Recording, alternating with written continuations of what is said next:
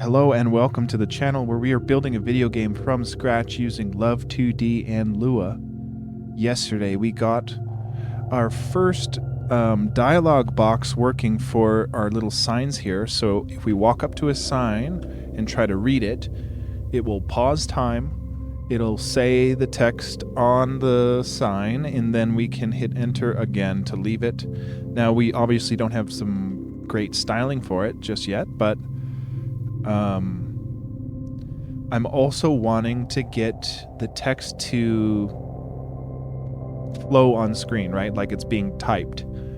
So I think today we'll be working on figuring that out, how to get it to not only type on screen, but here's the issue. Here's the tough part is if it's a multi-page dialog box, we need to allow the user to paginate through each page of text until it's exhausted, and then we can come out. Now, yesterday we did have it so we can't read a sign from the top, but we can read a sign from the left, and you have to be somewhat close to it. This doesn't work, but that does. So you have to be within the range, and then our NPC just pushed us right there, but we have this ability to insert signposts with unique text.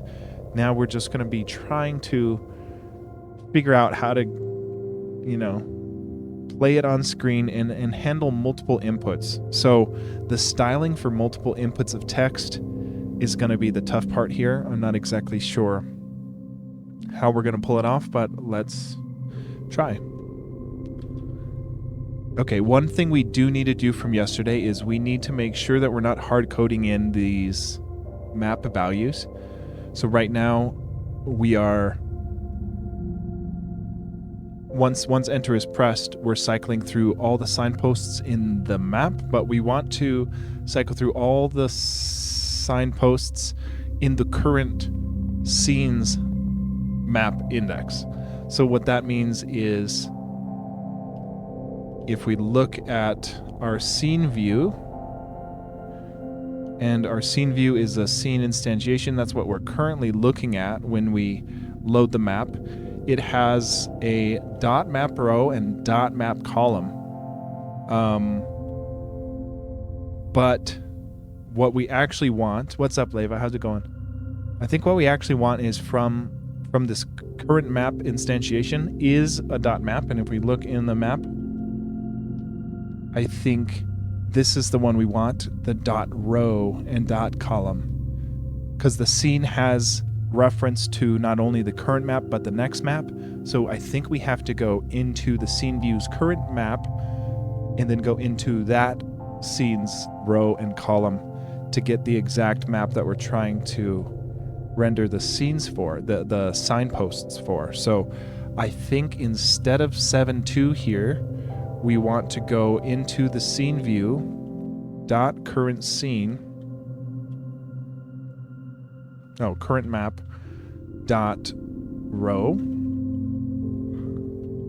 and current map dot column. I'm hoping that'll work. I mean, it didn't crash, and it does seem to still be working. So I think we're okay to swap every one of these. Oh, and you know what?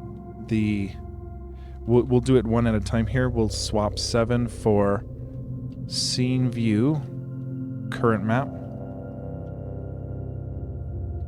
dot row, and we'll swap this 2. We should have done that with the G option, but that's okay. We'll go here. The 2, we'll substitute it with scene view current map dot column, and then we'll do a text or a /G so we get that second one here, which I could have sworn I turned off wrapping on here, or turned on wrapping, but I don't see it. We'll have to go into our Vim config and set it up again, but current map row. Okay. So basically, basically in our map declarations, we're saying we have to manually put like, hey, there's going to be a signpost in this map, and this map being 7-2, the scene that we spawn our player on. And we're going to say, let's take a look at it. It's in our map declarations here, and we say, okay, map 7-2, I think we call it signposts. We say table.insert into the signpost table in our map 7.2, a signpost instantiation with the text of hello, add an X and Y. So we have to tell it which, what position the signpost is at, but then we can give it the text here. And then what line we just did is now cycling through only the current map's signposts. So if there's no signposts in the map, it won't update or check for, it won't change to a pause state if enter is pressed if there are no signposts in the current map. That's the idea. Well, let's see if it still works once we change that. Thank you. Okay, still works. Okay, so now that we fixed that, I don't know why I didn't think of that yesterday, but I was literally in bed last night and I just thought, I was like, scene view current map. I was like, just pull it in there and still use the global map table. I know it's starting to feel more alive, right? With more stuff happening, like the little animations, the NPCs, it's starting to feel more like a game, and then more interactivity, right? We can fall into a pit, we can read a sign, we can walk in the snow. Oh, what happened there? Oh, I'll tell you what happened there. I know exactly what happened there. So I took it off, but we have a respawn save point, right? Like every couple seconds we save a respawn point. So if we right there, it should load us fine because our respawn point was up there. If we wait over here, our respawn point will become right here, and then we'll respawn where we just were. But if we come from off screen, our Y position is towards the bottom here. So if we go from towards the bottom to falling into a pit right away, oh, we got stuck there. See what happened there? It put us at the Y. It put us at the Y of our checkpoint, but it couldn't put us at the Y of the checkpoint because of the collidable map objects, because all of those chocolatey, I call them chocolatey walls, but they're just dirt walls, that whole thing, those are non-collidable objects, so it couldn't put our character at the bottom. So it went to go move it. It probably detected a left collision because it moved us to the right.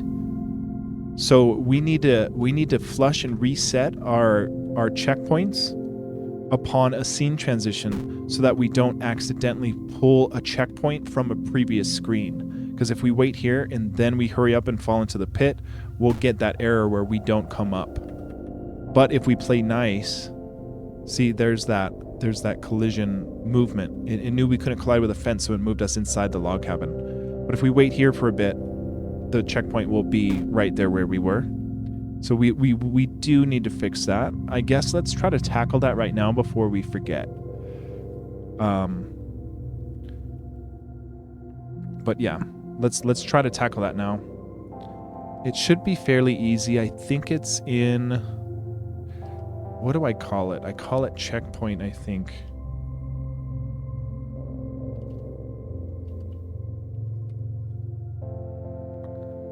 Checkpoint positions is what I call it, and it's in the player class.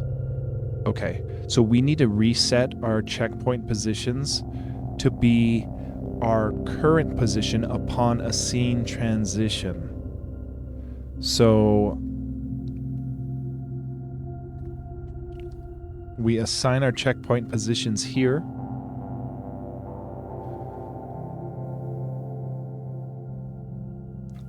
If we're in the graveyard, we increment the timer. If the timer is greater than 3, then this is where we actually just use our checkpoint positions to inherit the new, update our position to be the checkpoint position. So we need to go,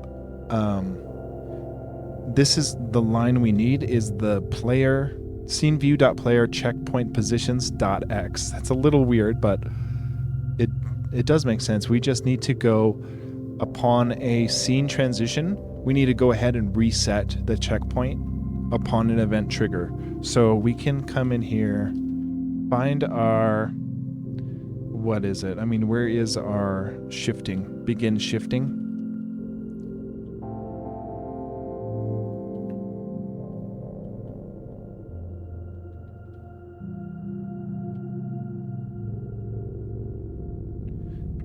As soon as we begin, see right here in the event triggers, I think upon any trigger, we want to go ahead and reset. We need to basically flop this around. We need to say, it's actually upon a finished transition. So I think once we finish transition, because if we do it upon a scene transition, we're still going to be inheriting that previous location for the checkpoint position. So I think we do need upon a finish shifting.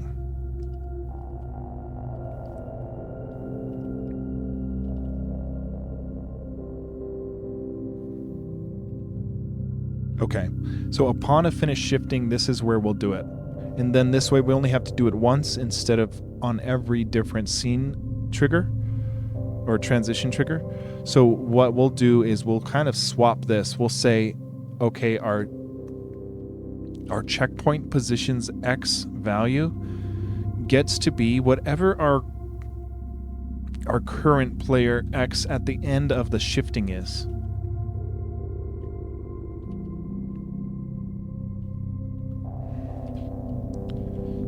I think that'll fix it.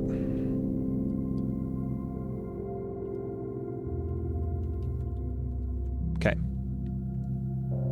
Let's see. We aren't printing our checkpoint positions anymore, but I'll try to run straight into the pit and see if it messes up.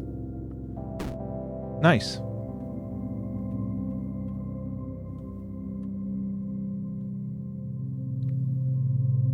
We get a little stuck there every once in a while. Why is that happening? Yeah, we get a little stuck. It's because I know why it's getting stuck. It's because in order to prevent us, oh my gosh, see, look at that. We're able, okay, that's interesting. We're able to walk over it. If we walk down, we can walk straight over the pit, which, wow, we can even do it here. Okay, so I guess if our X is aligned just right, we should not be able to walk over it, but wow, we're able to walk over it vertically, but not horizontally. Oh, that time it killed us. So it depends on our X position, but then again,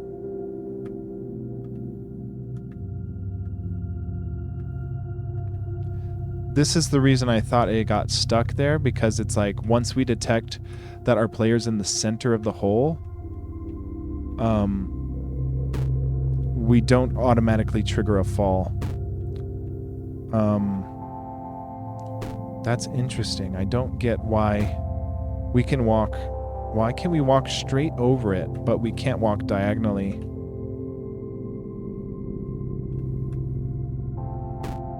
It catches us for the... Oh, we're dead. We're dead. Okay. This'll be... I'll add this to the make a bit better list here in our notes. Let's go...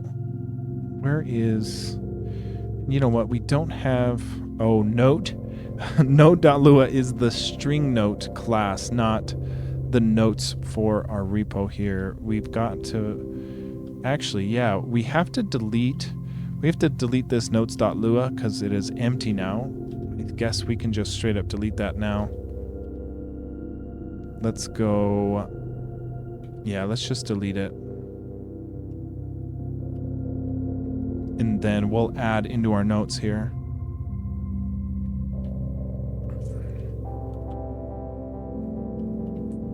Tweak falling trigger upon pit collision. I think that's going to involve taking down the amount of time. I forget what the variable's called, but we do a timer count for like if we're in the center of the pit, because we wanted... We'll see what that's called. I mean, I'll do that later. I want to focus on the signposts here. So let's try to get that text scrolling on the screen. So how would we do that? We need to basically print one text at a time, but it's not just one text at a time. It's like let's see, because I want to see. Let's test something here in the scene.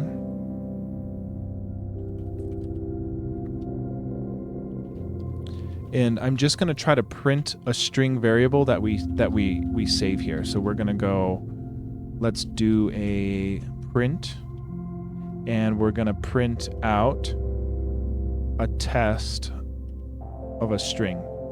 We don't have this just yet, but we'll put it at 0, 0, and we'll assign test to be equal to testing. And we should be printing testing to the screen. Okay, so instead of just printing testing, right, we want to print testing.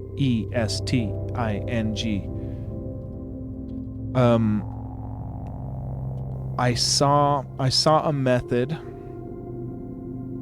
to like take a snapshot of the string, or like it's called what, sub, like a substring, and it takes in 2 arguments. I don't know if that's the correct usage. Oh, okay, so we've got the T. So I think what this is like if we want from the first character to the 4th character, which would be test, we can say 1 through 4, and it says test. Okay, I didn't think it'd work that easy, but it is just a substring running on a test. So it's like a method called sub that we just give it 2 parameters for. So basically we need to print a substring that grows over time to be the full length of the text. So we need to count which index we're on. We need to set a timer. We need to increment the timer, and once the timer passes a certain threshold, we've got to add a character at a time to this string.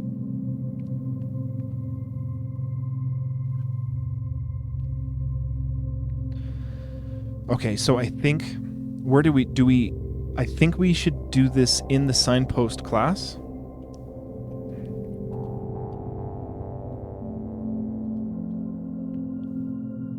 And we will come in here. So we have the text. It's called self.text. So I think what we want to do is I think we want something like a text index that starts at 1. We want a text timer to start at 0. We need to increment it until it hits whatever threshold, so like text, next text trigger or something. So maybe 1 every second or 1 every half second. And then we have update. So I think in the update, we would want to set, how would we do this? We have text. So we can save text length here as, I think we can do something like this, where we say number text, and it should give us how many characters in the string. Because now that we know, I used to think this was how many objects there are, but it's actually like how many if you give it a table, it'll give you how many elements in the table, but if you give it on a string, it'll give you how many characters in the string. So I think this is legal. I think we can do this. And I think what that means is if we print up, let's just print up this text length to prove that that is working.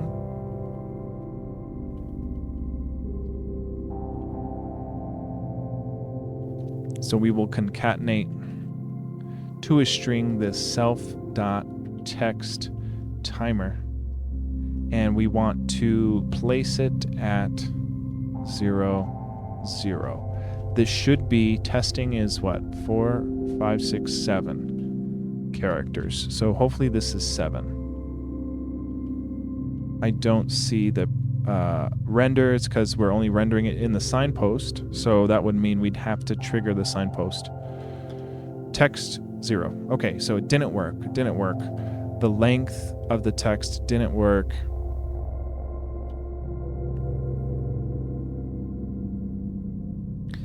Well, we are printing the text timer, not the text length. So let's give that a shot.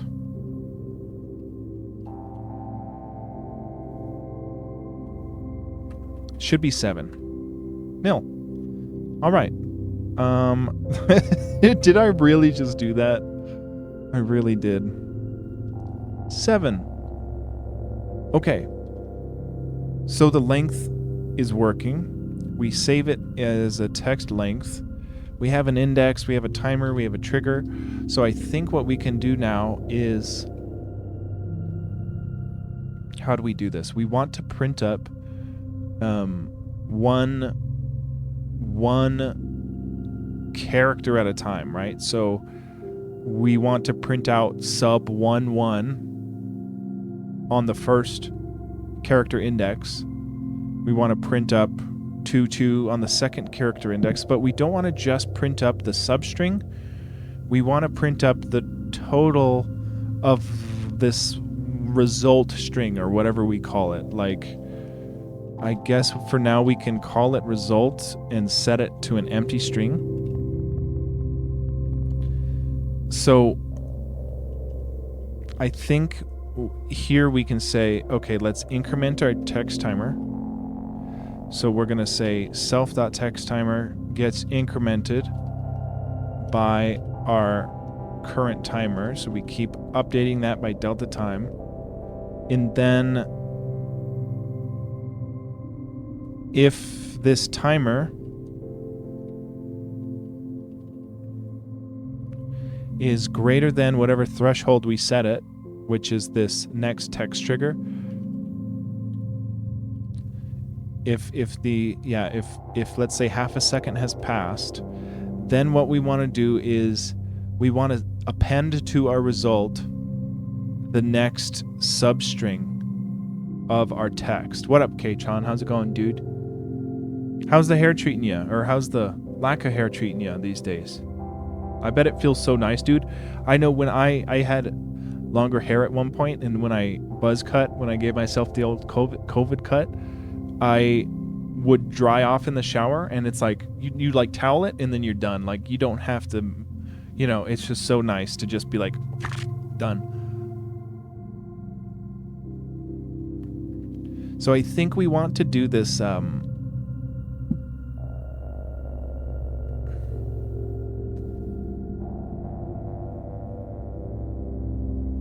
result. So if the result text we get is, if we come in here and say self.text and we say a substring and we give it 1, 1, that would be the first character of the text, which in this case is a T. But we want to ultimately print out the result. So we want to ultimately print out the result, and this result will change over time. The result will start with the first character, or maybe no characters, I don't know. And then it'll, every 0.5 seconds, it should append every next character to the result string, so that it'll look like the text is kind of scrolling on.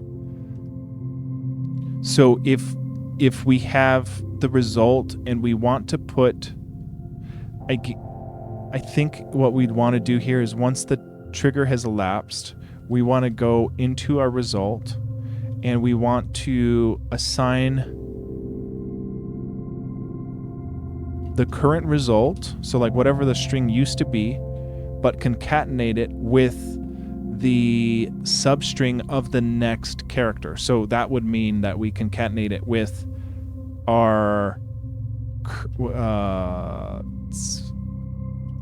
the text, the self.text is the current string, but we want the subtext, the substring of, and then this is where we can pass in whatever index we want. So just how this text sub 11 will give us the first character, but we want it to be the first character, then the second, then the third, all the way up to the last. So we'd want to say not 11, but we would want to say text index right here and text index, which looks a little weird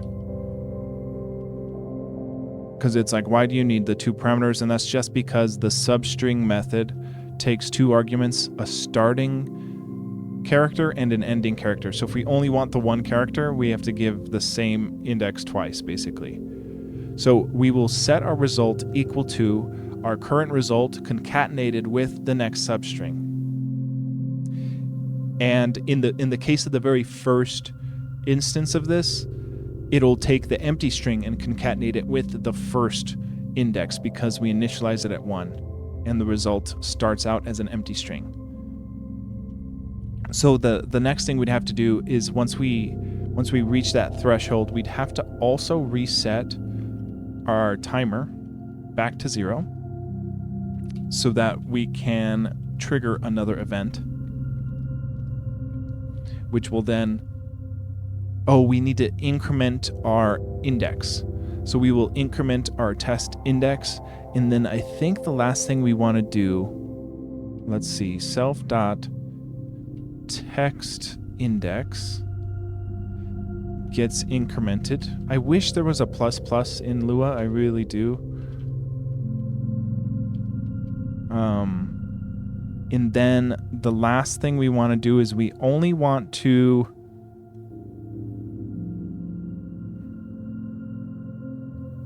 we need to stop, right? We need to stop concatenating the substrings if our character index is at the last character. So if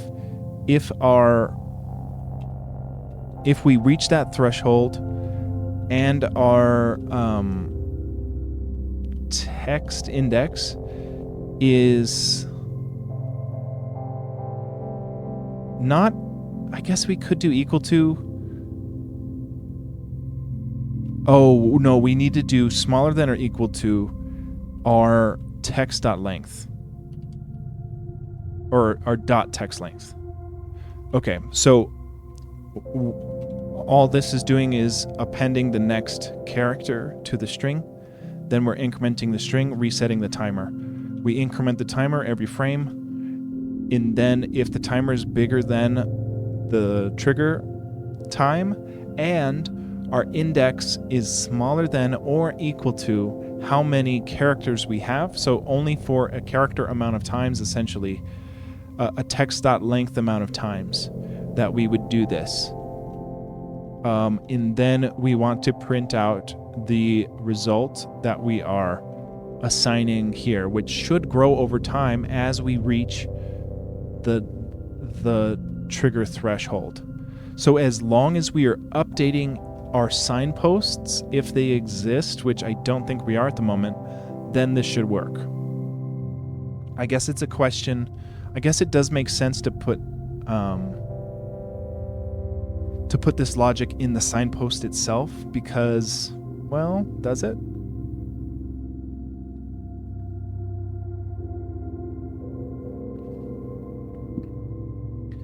I don't know if it exactly makes sense to put this logic in the signpost itself. It can work that way, definitely. I'm trying to think of it from like a broader dialogue from NPC's perspective. Because ideally we might have like a global dialogue system that we can trigger using a certain key code. I don't know because we haven't built it yet, but like, let's see if this works first. Let's see if this can work, then we can worry about doing it better. So in our signpost render, we're rendering the test. We should be rendering the result of our logic that we just did. So we just have to make sure that we're updating the signposts in the map. So in our map, we go through, see, we've got a lot of this stuff, like we're updating all our NPCs, we're updating all our entities. We have to update all our signposts. They are not an entity, they're not an NPC. So let's update those, and we'll say for, and this is tough because our map doesn't have access to.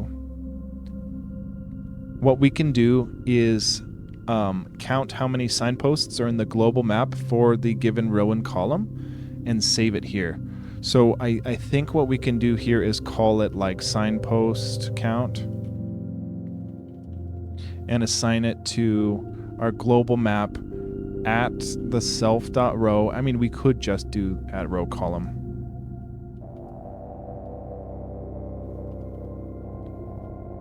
And we want to count how many signposts with an S there are.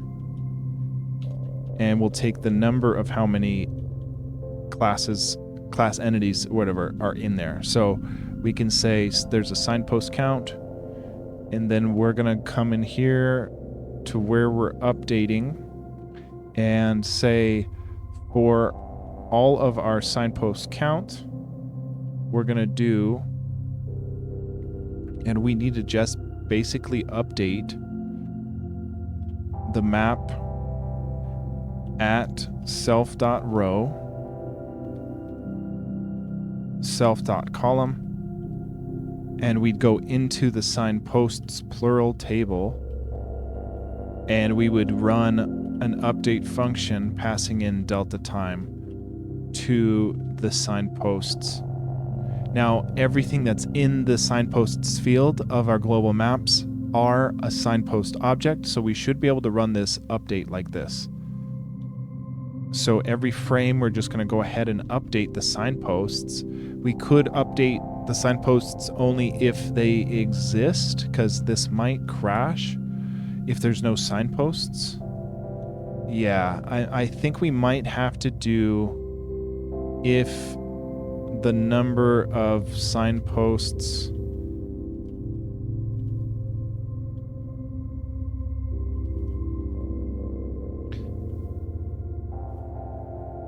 I guess, yeah, we do have access to the signpost count. So if the signpost is greater than 0, then we're going to go ahead and update the signposts. So if we have a signpost in there, go ahead and update it. Okay. Length of field is a nil value. We must have messed up on our assignment here. Signpost count gets... Now, is this dot signposts in the map? Okay. So in our map declarations, let's make sure it is called a dot signposts when we insert it.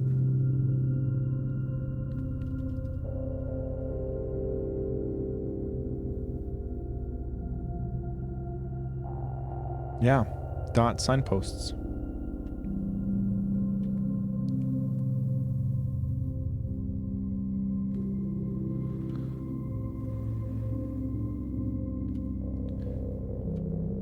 For right now, I'm just going to say, let's go ahead and say, we know there's 2 signposts. Let's just see if it crashes still.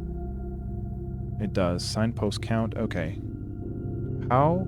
Oh, self.signpost count. Okay. We might be okay using this. We just have to go to when we do... Yeah, this would be... Yeah, we did this wrong. Yeah. For our signpost count, go ahead... No, this is right. go update the signposts. Oh, here at index I.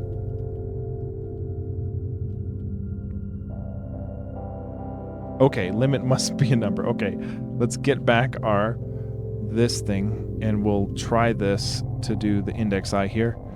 And we'll see. Only update a signpost if there is a signpost. Limit 110 needs to be a number for I, self signpost count. This is not a number.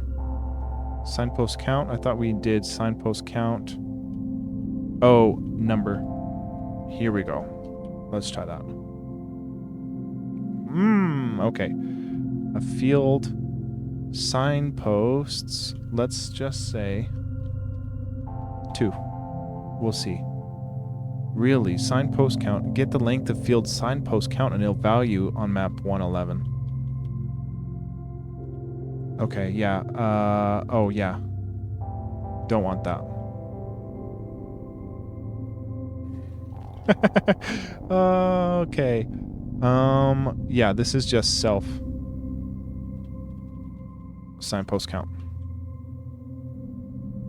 Okay.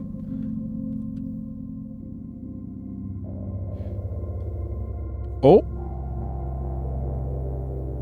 Did you see that? Hello creeping on?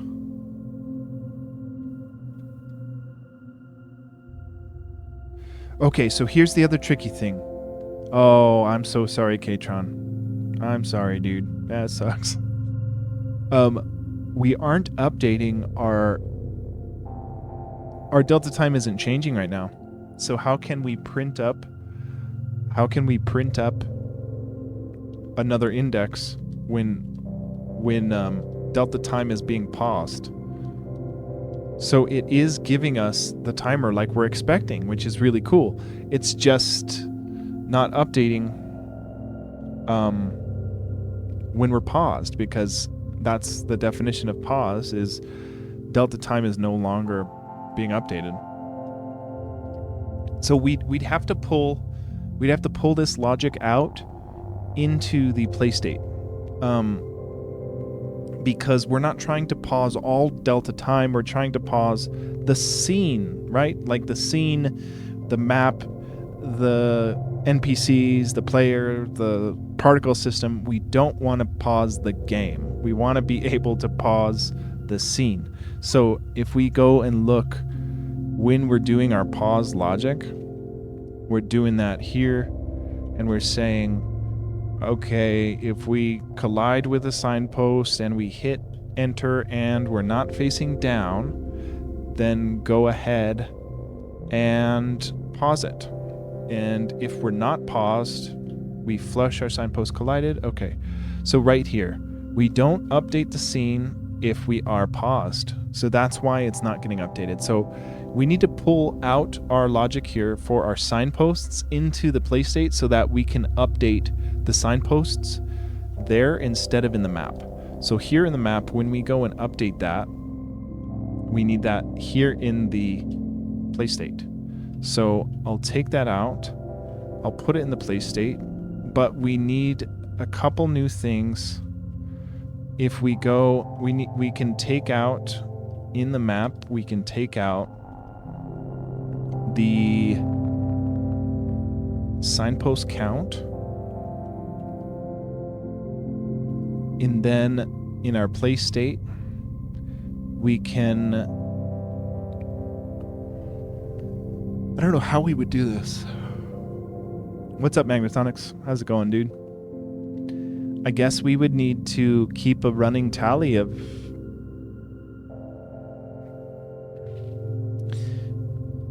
Okay, I got an idea. I guess we can just, let's go to our update, and we'll go... What we'll do is we put it here. That's fine.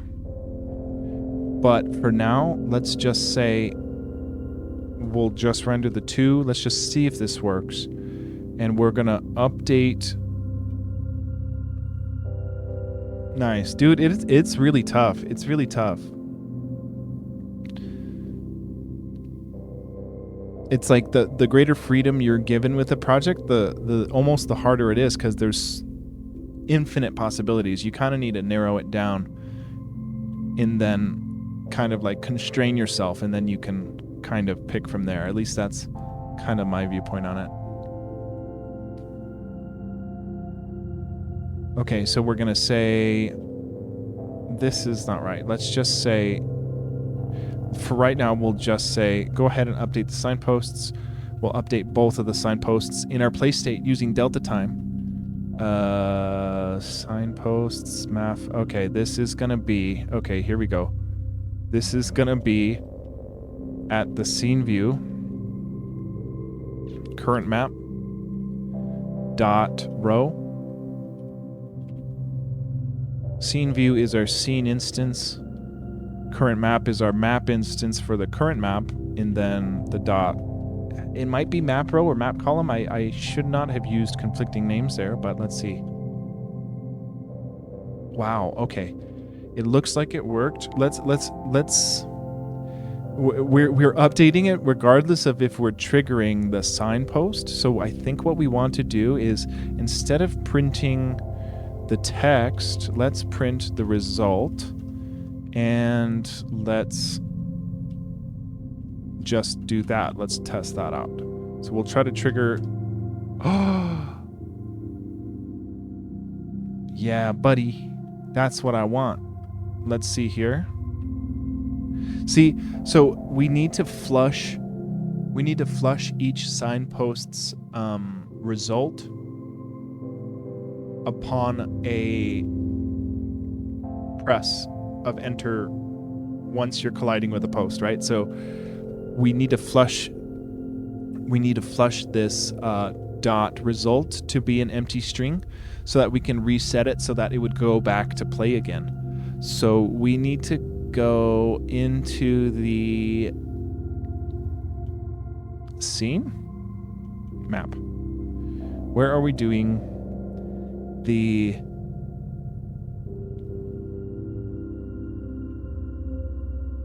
we just did this yesterday. Where did we put it?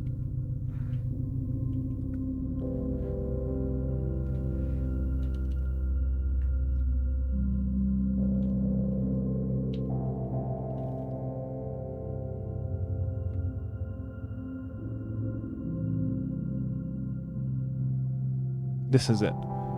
In our play state. Okay. So if we go ahead and we do dialogue collide with that map, the first thing we want to do is reset that map's, or that signpost specifically, that signpost's dot result field to be an empty string. So we'll go here and we'll say, if we collide with it, this is going to be a little gross, but we say map scene view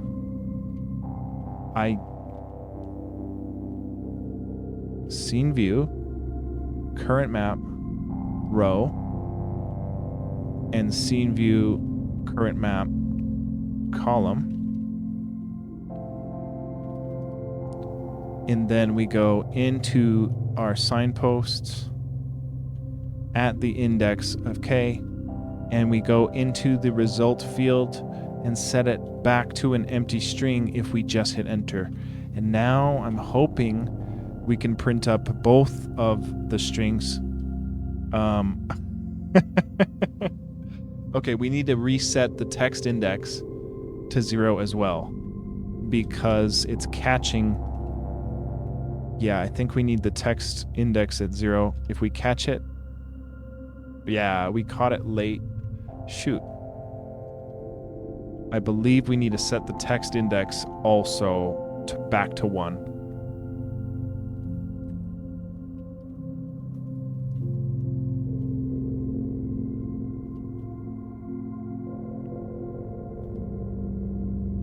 Okay, if I pause it and go out, it reset. That's nice. Nice.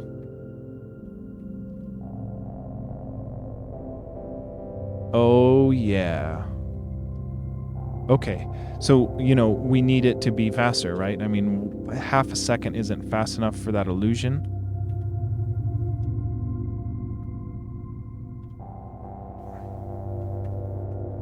Okay, let's just speed it up. So we'll go into our signpost and we'll say that the next text trigger is actually 1/10 of a second, so it should be 6 letters a second. Is that too fast?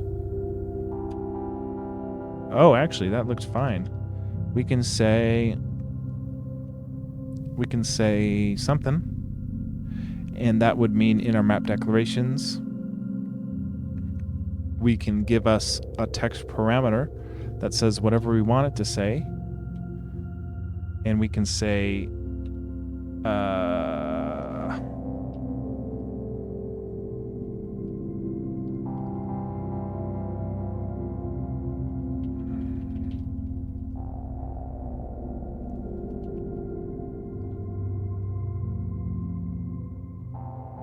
okay, let's see. Nice.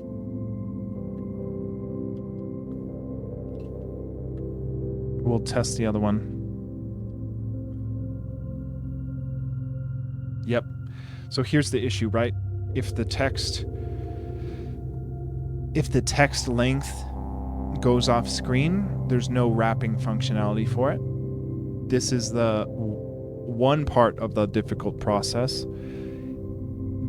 The hard part is we need to wrap it if it is about to go off screen, but then the other hard part is we need to paginate if all the lines go off screen, if it has more than 3 lines or whatever, then we need to paginate it and then increment the pagination instead of unpausing it. Yeah. I mean, I don't think there's built-in text wrap. I really don't think so. There might be. I can see. We can Google it.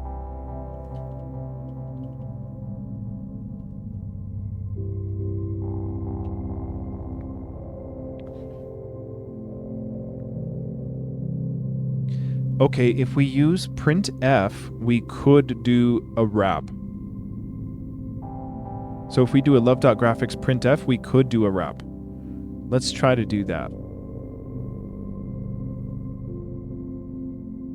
Jimmy looks like she's like basking under the moonlight.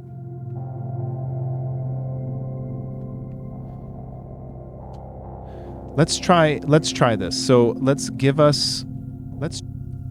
that was weird. Let's do this. Let's try this.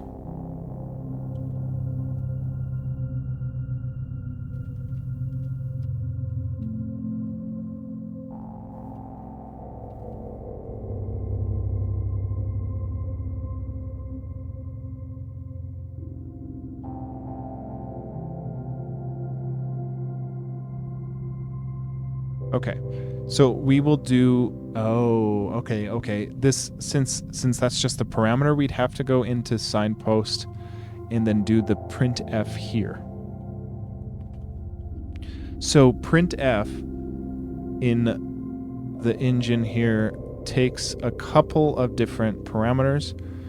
It takes in an x and a y and then a limit, which is wrap the line after X amount of horizontal pixels, and then in align mode. Okay, so we'll limit it to the virtual width, probably minus a couple buffer pixels, and then align it left. So let's see if that works. We'll say X, Y, and then we'll give it a limit of virtual width. It'll loop after a virtual width amount of pixels, and we'll align it left. Let's see if that works. I would be very happy. Does the text wrap here if we pass it a super long string into printf? There's a typo, but it did work. Now it won't. I don't think printf will limit or like it won't know when it goes off. That's going to be a tough one. Is like we need to kind of take the string and then parse it down into how many pages of text there is. So we'd kind of have to build out, because we don't want it stopping in the middle of a character, right? Like if the character doesn't fit on the line, we want to move it to the next page. So we'd have to maybe break it down into substrings once we receive the text parameter, and then we can do each page of text, I believe. I mean, I've never done... I'm actually really surprised at how good this has been going. I mean, I'm a professional. Oh man, yeah. I'm not fooling anyone with that one. Let's go into our map declarations, and we'll give a non-typo to our parameter here.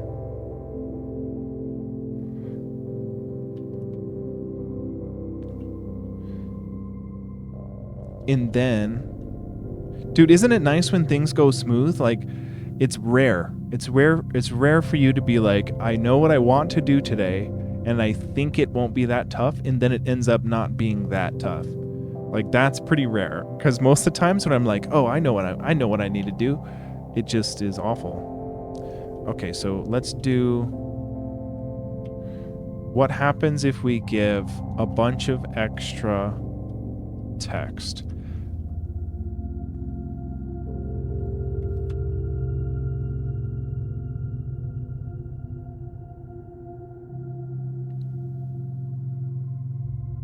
Yeah.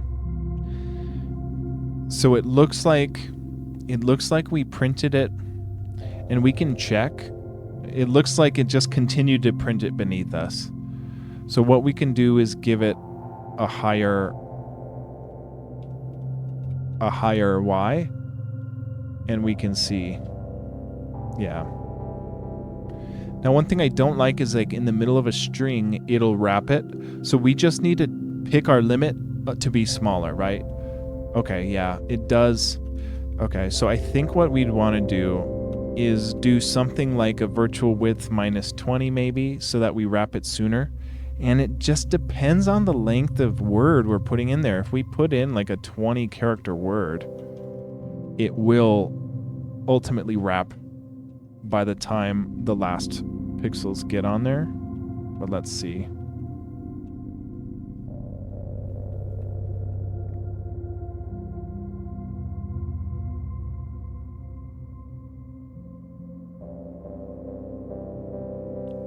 Okay, it's still...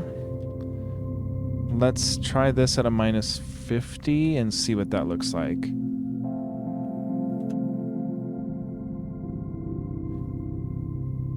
Okay. This isn't quite what we want. Because what we want is... Yeah, like the limit that we're giving it minus the 50 is hitting us right around here or whatever. And then if the text goes past that limit, then it wraps it. So we want the text to go all the way here, but we want it to... I don't know of a way to do that with printf.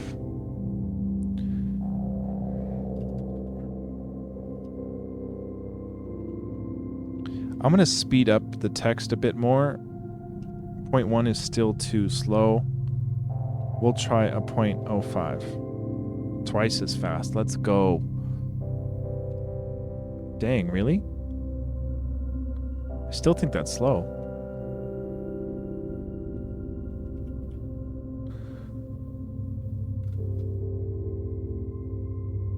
Okay.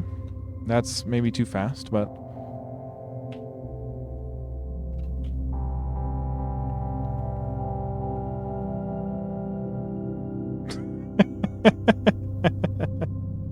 Okay, well, at least the super long text wraps. It is not that much of a long text after the other one, but... So I think what we want to do is, in our signpost, we want to count, like, and this depends on a couple different things. We basically want to lock in the size of... We did a good job of guessing, because we can fit 3 lines of dialogue into this dialogue box. So here we get to decide if we want 3 whole lines of dialogue, or if we just want 2 and we can shrink the dialogue box a bit.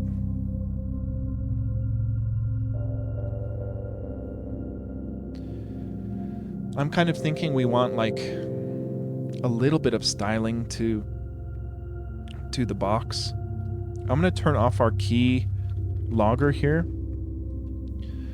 just so we can see the text box a bit better.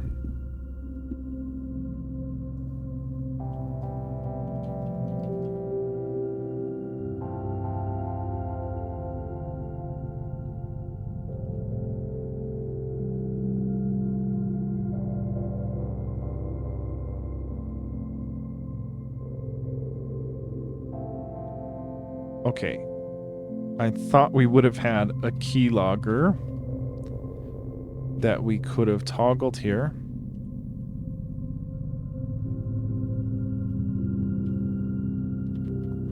Okay. Should have no keylogger now. Okay, I still don't like that it waits till it goes off screen to start to loop it. I don't like that. I mean, we did give it a width of the virtual width and then an X of a little left, so I think that does make sense, actually, now that I think about it. If we look at, yeah, we have an X of 5, so at the very minimum, the limit should be virtual width minus 5, but probably a little bit more. That should make it look smoother.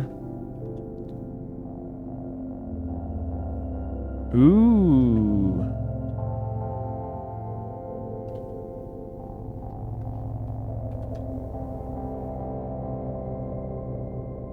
Okay. It's hard for me to say what we can do to fix this issue of as the string is printing itself, it doesn't loop to the next,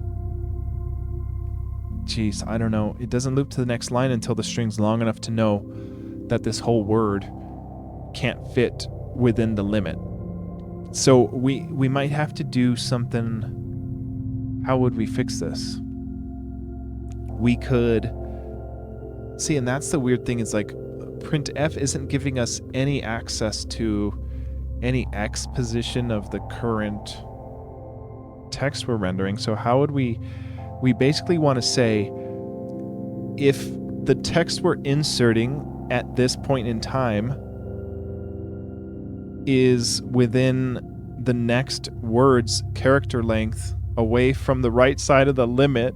See, how do we say that? Like, we would have to be able to know, okay, we're about to wrap, so before we print up this line without wrapping it, check the length of the word and see if by the time the last letter of that next word is printed, if that positions within the limit. If it's not within the limit, go ahead and print it on the next screen. So if we want to fix this, we might have to do our own wrap function instead of the printf one, because I don't see any other way around it.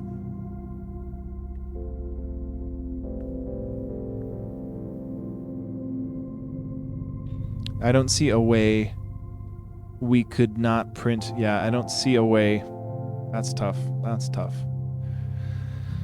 Let me go into, and I'm like burning up toasted hot in here. I'm gonna take this shirt off.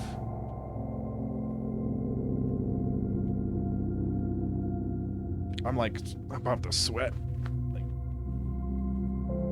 I got the green screen shirt on today. Okay. Okay, what I want to do for right now, what we'll do is we will set this color to pure white. No, let's leave it like that for now, but what I do want to do, I want to render a color behind it. So we will set a color to be a deep blue color. So we'll give it like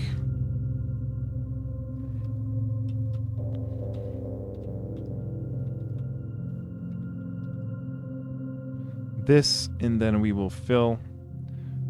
And then when we draw this, we want to actually draw it a couple pixels over. So we'll say 3 pixels over and 3 pixels over, which will hopefully result in a little backdrop for it.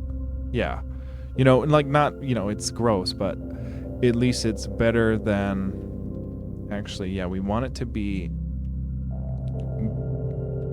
barely blue.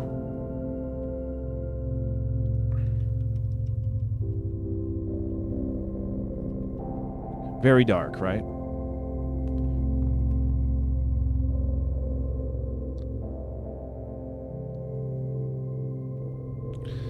It's just too much. It's too much pixels here. Let's just do 1 pixel.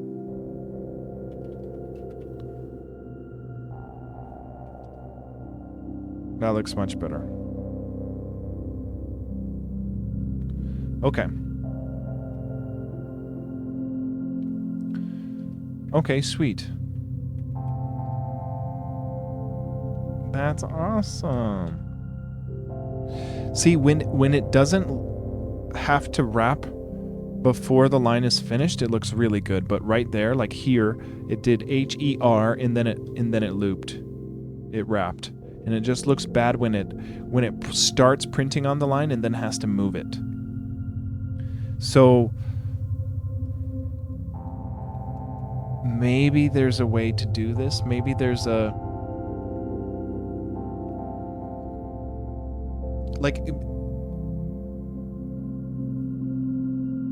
I don't know. I don't know. Maybe there is a way to do it here within the printf. If not, we might have to just handle the wrapping ourselves.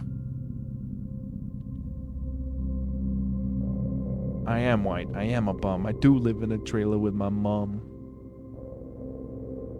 I do have a friend named Cheddar Bob who shoots himself in the leg with his own gun.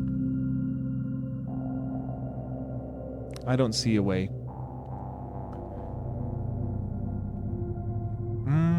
What is shearing?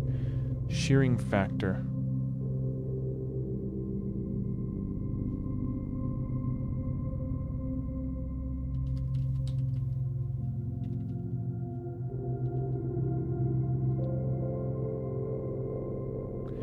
Distance a point moves due to shear divided by perpendicular distance of a point from the invariant line.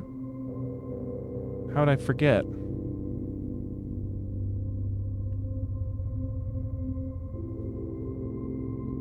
I mean, I think, is this what we want? Shearing factor x-axis, limit, align, rotate, shear x. So let's try to just see what shear x might look like. So we will do a printf, an x, a y, a width, actually a limit, a line, and then a rotate, which is 0, and then a shear x, let's just say 5. I don't know what that is, but we'll see. Oh my, yep, that ain't it, that ain't it. That's got to be the scale, not the shear. Because, yeah, that's a big old text. So, scale 0 on the x, scale 0 on the y, and maybe a 5 on the shear x. Nope. Let's see what... We gotta look up the documentation again.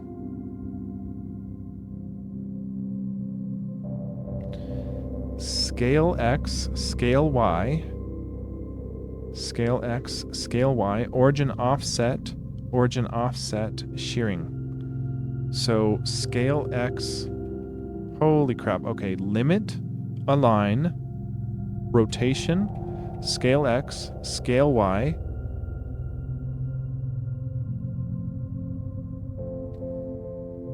offset x, offset y, then shear.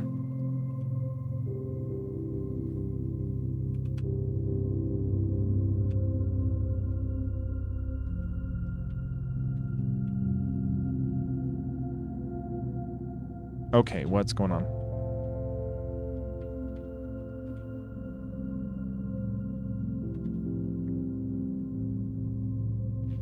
Okay. What am I missing?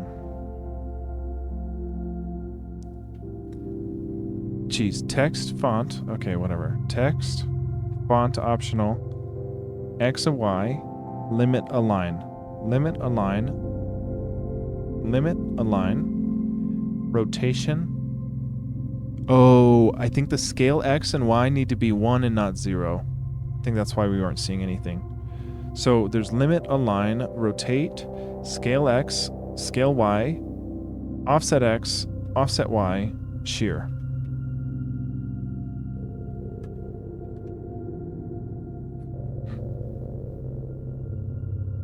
You know, it actually kind of looks cool. Like it looks like a foreign language.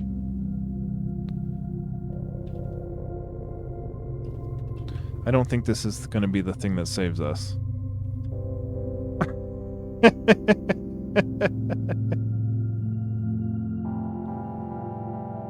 Okay, so that's what shear is. Shear X. And then let's give it a shear Y. Because shear Y not.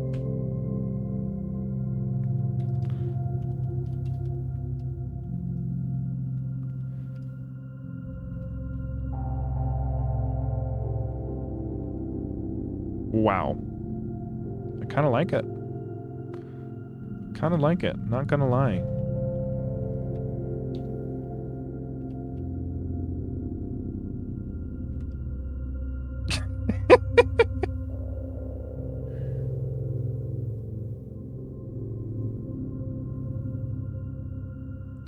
I'm trying to think of a scenario where I want to use this.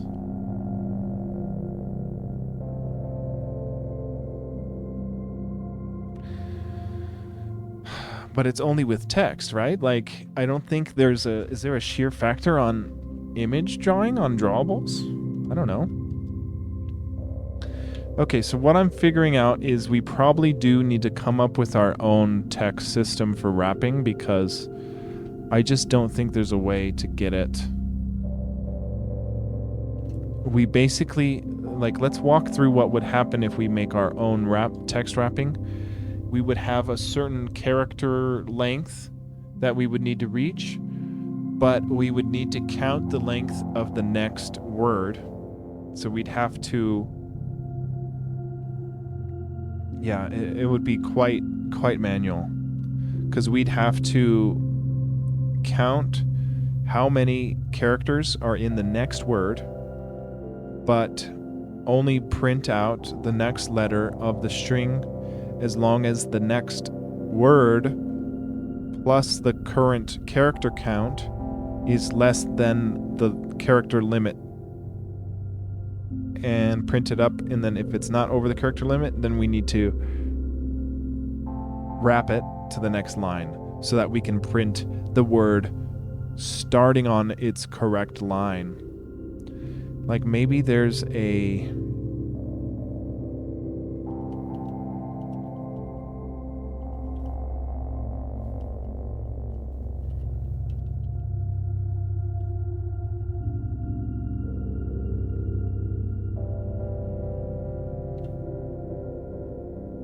I don't know how I would even Google that. What, like new words, big words on new line or something?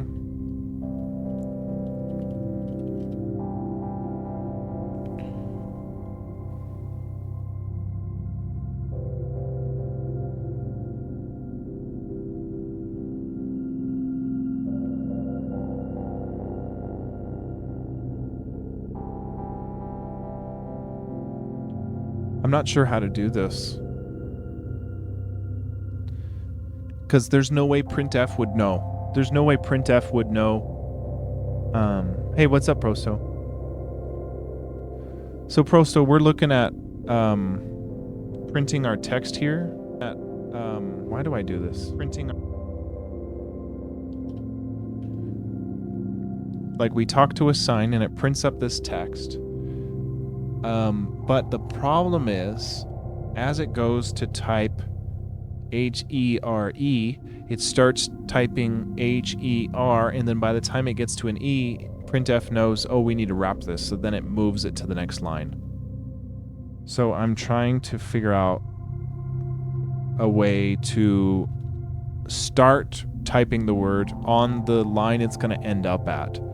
So I'm thinking we have to just wrap it ourselves, and we just have to count the next word count and compare it to the current line count, character count, and then print it on a new line if the next word plus the current word count is longer than the line count. Jeez, something like that.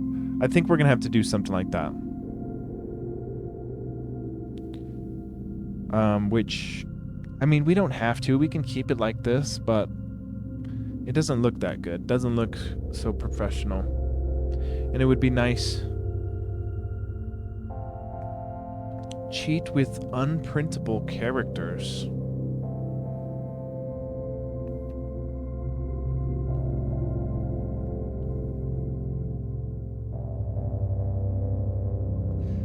So you're saying, like, if we know that it's gonna print here on the next line, you're saying maybe put some unprintable characters or some spaces so that it would print out the spaces before the next line. I think that might actually work. It's just that we'd have to manually come in here and adjust the dialogue. If we ever change the dialogue, we'd have to make sure that we're inserting the correct spaces to get the line wrapping just right.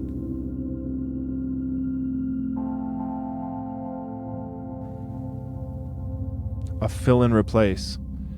Okay. That could work.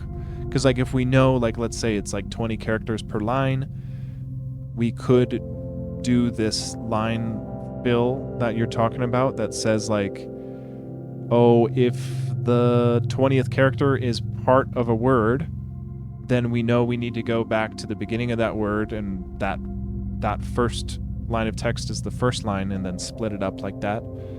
Something like that. I guess the other issue is right now we're able to print the substring one character at a time, and if we do this manually, or if we do it like one line at a time, it might screw up. Well, I don't know. Let me see. I'm kind of curious if we were to put in the map declarations.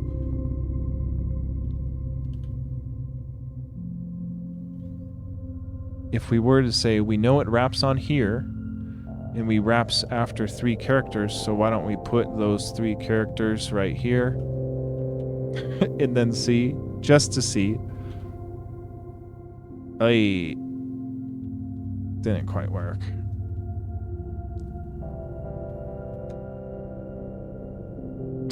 Yeah.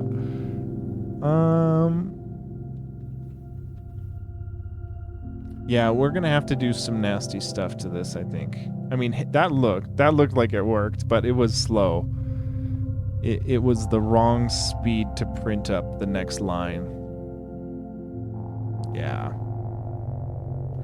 It did fix it, doing the crappy ghetto space.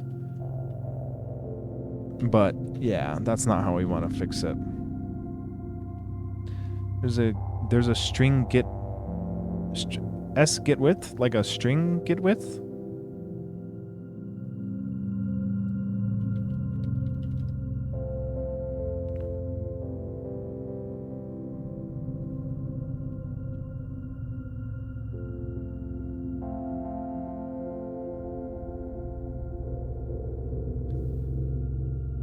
I'm kind of curious, does the string get, or there's get width function, so that can get width on anything, like a text string, or is that like width in pixels?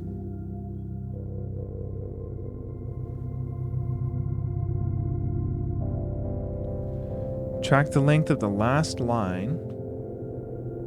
Track if previous character was a space. If you find a non-space, find the length of the whole word.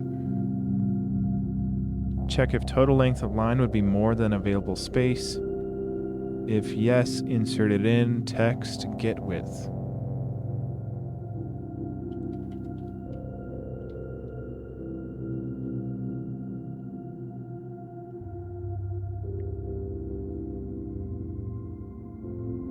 Okay, the width of the text if multiple substrings have been added. Okay, this looks like something...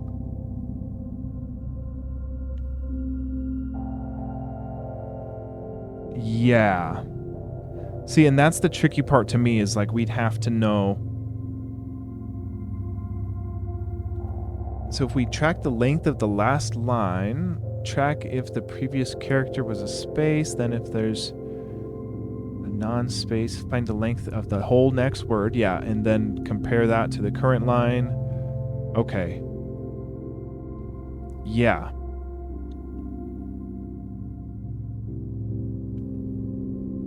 I'm tracking with that. I'm just like, I don't think I exactly know how to actually pull it off, but that's what I'm thinking we have to do. And the get width gets the width of a specific substring. Now that's not, is that a width in pixels or a width?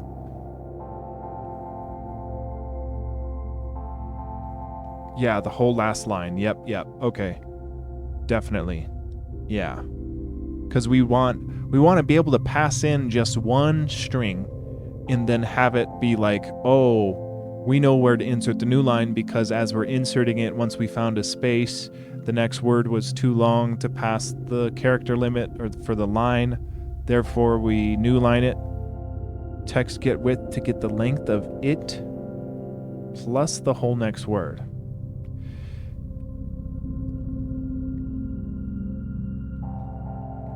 Yeah, so it's like anytime we find a character that's not a space, we have to count those characters all the way through until we find another space. That's our word length. Then we would add the length of the current line plus the word length, and if it's greater than the line limit, go ahead and insert a new line, otherwise add it to the original line. Yeah, and then reset the current line. Okay, I think that makes sense to me. I just don't get what... Does get width get pixels? Oh yeah, it gets width of text in pixels. Okay, yeah, then that should work. So like we would use get width as our limit, essentially, where we can say if the get width is greater than the limit, then we would, add the next line or whatever. Okay, I think we can do that. The truth is, I feel dehydrated and overheated, so I think I'm going to call it a night, because I am feeling actually quite bad. But we did do good today, and tomorrow I'll jump on this. I think that's a great idea, Prosto. I think that's how to do it. I will do that. Get width to get the width in pixels. I think that makes sense to me. Sorry, Prosto. Yeah, I hope you feel better too, man. Ooh, yeah, I'm feeling quite exhausted. Man, I feel like we touched like 2 things and we have so much. What did we do? Okay, so we touched our map declarations by passing in different strings. We touched our scene by resetting our checkpoint positions, which is a bug I forgot we fixed. We touched our signpost logic by giving us the length of the text, the timing trigger, the specific counting for delta time so that we could add the substring for the text so it would print one character at a time. If we pause, we render a little background for the text box. And then if we press enter on a signpost, we are resetting the signpost's result string to be empty, the text index to be 1, so that we can reset the count by clicking it multiple times. And then that's what we did. And then we flush our signpost collided with the proper value, instead of the hard-coded 7.2, we actually give it the current map row and current map column. And then we have to update our signposts now in our place state. So yeah, I guess we did touch a lot of files, including our place state for the keylogger turning off. Okay. So we will add and we will commit, and we will say that we added character by character print for signposts. And we will do some custom text wrapping for our dialogue system tomorrow. But thanks for tuning in, everyone. What's up, Chompy Choco? Hey, how's it going? We will be raiding out here. We've got stream pal Salto, who's doing a art stream right now. I'm gonna peek in on his stream and see if he's doing something cool. Yeah. So Salto did the artwork for my channel back here for Sekiro. So I'll just raid out to Salto because he's got a chill drawing stream. But I hope you all have a good night. I'm going to get some rest. But thanks for tuning in, and I'll be here tomorrow. Catch you later.